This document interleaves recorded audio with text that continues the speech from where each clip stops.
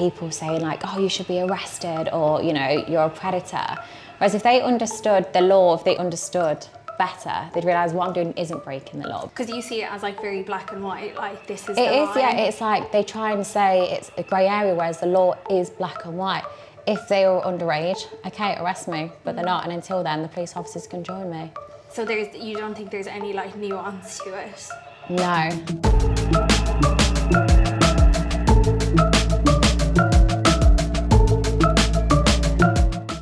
First of all, thank you so much for coming That's to okay. speak with me today. It's been like a wild few weeks for you. How has it been? Crazy. Like, I always feel like I'm so grateful and thankful for like this job, the opportunity, and anyone like I film with. I'm always like, you know, each day when you wake up, you're like, you can't believe you're in this position, and that's sort of what I feel like. Okay, and I guess there's just like so much noise around your name at the moment. Yes. Like, I was out this weekend, I was saying I was speaking to you, every single person there like knew your name. Yeah. Almost like overnight. Like, what's that been like? Yeah, it's been like, it's always been expected. Like, it's always, there was known it was going to cause, like, I guess, a bit of drama, but I guess not to this level. So you do go by Bonnie Blue now, so that was, you just Googled it? Yeah, so when I first started, I literally had no idea, like, well, one, I never knew it was going to end up like this. I just thought it was going to be like a little on the side thing, dead quiet, no one would really know about it as such. And I literally just Googled porn names. I was like, and you know those joke things where it's like generate this near enough, like you choose one name from this side and one from the other. Yeah. That is basically what I did. I saw that stuff about your actual name has now come out online. Yes. I don't know if you've seen that, but how do you feel about it? Yeah, it's not ideal. Like, I'd prefer it not to, but at the same time, knew it was going to happen at some point. I just never expected this to have been the starting point for it. But the more people that are obsessed with me, the more it drives traffic. And my name, it was never hidden for any other reason other than this was a stage name. And Googled stage names, this is the name I chose, this is the name I've gone by. There's nothing bad from my past, or there's nothing I'm trying to hide. Tell me about your journey then, getting on OnlyFans, how you found the platform. Yeah, so set it up, still not expecting much. I was thinking camming would be my full-time sort of job, and maybe the OF videos could earn me a couple of $1,000 a month, and it's just a little extra spending money. And people just seem to like them. And when did you kind of start to see this like big momentum? So it started off very, well, I say average, it was like 10 to 14,000 a month, which I was more than happy with and still would be. But there was a thing in Australia called Schoolies, which was in November last year. And at the time, a lot of them are 18, they've just finished school. And I was like, perfect, I can go and hand out business cards to them, I can introduce myself and just, you know, drive traffic to my OF. And as the weeks were coming up, they was messaging saying, hey, can I film with you for your OF? And then the more I thought about it, the more I started to think, actually, I would love to make more relatable content. I would love to make a tape that's more educational. So I was like, okay, I'm gonna film with them. And didn't know I was gonna get backlash at the time. Knew it was gonna be slightly, I guess, not problematic, but people may have a concern with it. And I think within like 24 hours it blew up, went in the news, went on the TV. A lot of interest in this is in like the consent element of it. So maybe you could talk me through like when these days are happening at universities, like how that works, like logistically. 100%. When the students come, they have to sign 2 consent forms, bring 2 forms of ID, and it's pre-planned. And there's not many sex scenarios where it's pre-planned, you fill in consent forms and have to bring 2 forms of ID. So I really struggle understanding where they even have a leg to stand on. There's also a lot of comments saying, oh, what when this ruins their career? What when, you know, this gets out? There's that many people I sleep with and that many videos I post a day.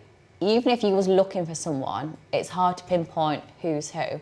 And they also have the choice if they want to show their face or not. So do most of them not get their faces in it? I'd say 70% don't show the face, 30% do. If the video like went out and they wanted it to be taken down, would that be okay? Yeah, obviously things get leaked, and I have a leak team which tries and takes leaks down, but even in that scenario, sometimes I can't.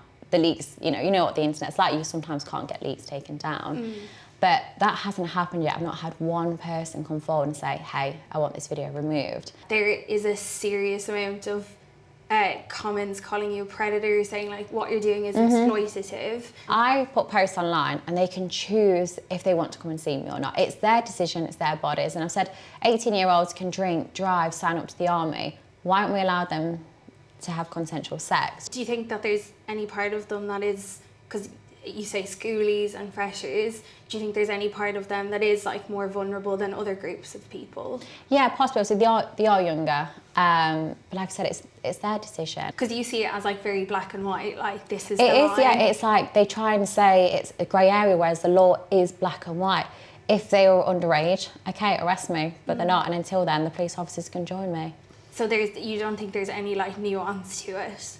No. Also, you've not been shy about the fact that you love taking virginities specifically. Yes. Why is that? I love helping them out. I love watching their face, and it's like a first time experience for them. It also allows them to build their confidence, and it's educational. Yeah, I guess the big thing is like, is it these boys' role to make this educational content? Yeah, no, so they probably could not care about the educational side whatsoever. Okay. But from my point of view, that's the other benefit of it. I would happily sleep with 18-year-olds even if it didn't have an educational point of view. But that is one of the benefits that just happens to come from it. Is that a realistic kind of do you know what I mean? Is that setting them up to have like a realistic 100% sexual relationship with people? Yeah, so if I ever have sex in my personal life, they're like, oh my God, that's normal. Like, it's like, yeah, it's not crazy. I'm not this. Like, that's what I mean. Porn stars, it's fake, it is over the top, and that is not how you perform. You're definitely not that loud. So when they're sleeping with me, it is completely normal. And I think that's allowing it to be a lot more relatable, because otherwise, if they're only watching other girls and how over the top that can be, then that's going to set them up to then think, okay, that was very different to what I've seen online. Whereas you sleep with me, you understand I am a porn star, I am a sex worker, but when you have normal sex, this is what it looks like. Do you think that like sex with you is like what it is like with other girls, like 18-year-old girls? Like, not in terms of, yeah, I'm probably better, but in terms of it's not over the top. Do you think that you would be happy if your first time having sex was with a sex worker? Oh my God, worker? it's so much better, because you're having sex with someone that knows what they're doing. But the first time I had sex, it was like a terrible experience. I had no idea what I was doing, and neither did the other person. And most of the time when it's your first experience, there's not many people that I speak to that go, oh yeah, I finished. Oh, it was a really good experience. Yeah, it was, a very memorable experience. It's usually just like a joke, or like, it's just, I mean, they've got bad experiences, and that's not the case when they sleep with me. You said yourself that like your first time having sex wasn't the most enjoyable, it was a bit fumbly. Yeah. How would you feel if that was like online forever? I mean, because it was like, in terms of bad experience, like it wasn't that good, it didn't last that long, then I'd probably be like, no, I probably don't want that online. But that's because neither of us knew what we was doing. So it's very different than when you're sleeping with someone that does. There is obviously all the stuff that you were saying about husbands and cheating, and that has led to a lot of like conversation. I think that's been like the big backlash from the podcast, was the women cheating. And I'm not saying men should cheat. I'm just saying they will cheat if you're not pleasuring them, and that's just facts. That's from being a sex worker, talking to my subscribers on a daily basis. I understand the way they think and the way their minds are working to a certain extent. And if they're not getting it at home, they are going to go elsewhere. And it's like, yes, it's harsh, but that's just the truth. And I think for too many people, it hits too close to home, which is why there's such an uproar. And they're also saying, I'm saying, oh, you have to give them sex, or you have to do that. Like, I'm not saying that, which is why I also stress consent, but I'm just stating the fact, whether you think it's right or not. If you are not sleeping with them and they're going out and working and, providing for the family, they are going to get upset and go elsewhere. I guess it is kind of confusing, because you're saying about like consent and like you believe in your choice to have sex with these people, and then it could also be seen as like you're not giving these women the choice whether they want to have sex with their husband or not. Yeah, and I think that's why as well I'm saying they don't have to do it, I'll do it. Do you know what I mean? Like, you can still have your happy life and your happy marriage, but if you're not doing it and if you don't want to do it, that's fine, but then they're going to go elsewhere. Do you think that it's kind of like an antiquated view that like women are sexual objects? No, so when I talk about sort of men cheating and stuff, the point that's sort of, I guess, gone viral is, like, my opinion is if they are working and providing for the family and stuff, and you are just a stay at home, you've got to be doing something. You've got to be helping out at some point. So if you're not wanting to go to work, that's fine. Okay, let your husband provide. But then if you're also not wanting to give them a sexual relationship, like, what sort of relationship are you in? And if that's what you and your partner have agreed on, that's absolutely fine. You just need to communicate that. And it's not for everyone. But this is like, if I go to the doctors and they give me their opinion, they're the expert in the industry. I'm a sex worker. And I'm the your one, opinion. yeah, I'm the one that's been speaking to men. I'm the one that's got thousands and thousands of subscribers that are all telling me their opinion. So mine's just coming from what I've experienced, and this is you just yeah, this is like collecting. the stats of what I've experienced over the last 12 months. You can't have everything the way you want it. If you're not wanting to go to work, if you are wanting your partner then to go and do a full-time job, come home, still do the housework, and you don't want to pleasure him, it's like you can't have everything in your favour. Things just don't work that way. I don't really know any women though who don't work and don't do housework either.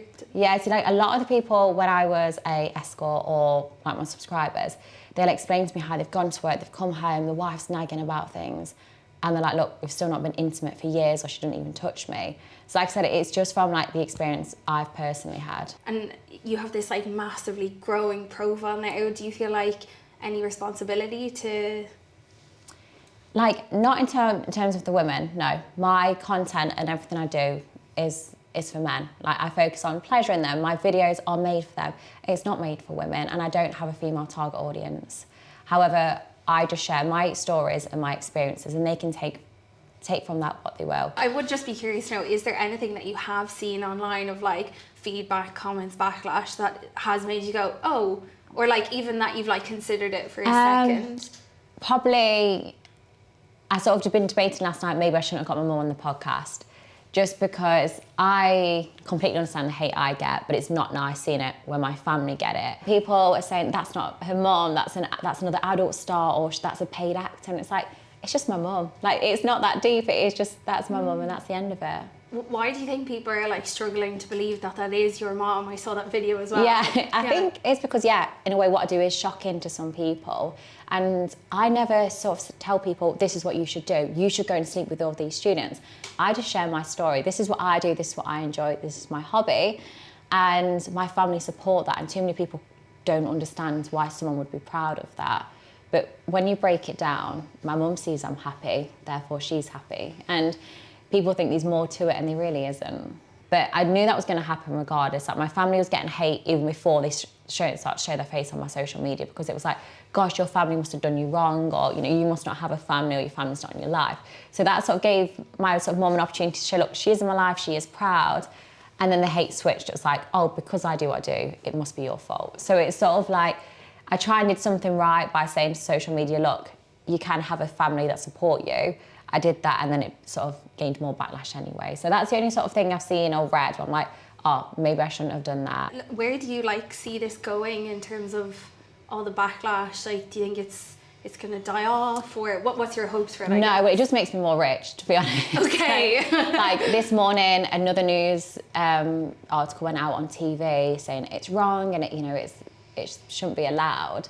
But the more you're telling, more women are telling men, oh my God, this is wrong, you shouldn't be doing it. They're just driving more people towards me and driving more traffic. So you don't think there's a level of like public scrutiny that you could get to that would make you like reconsider?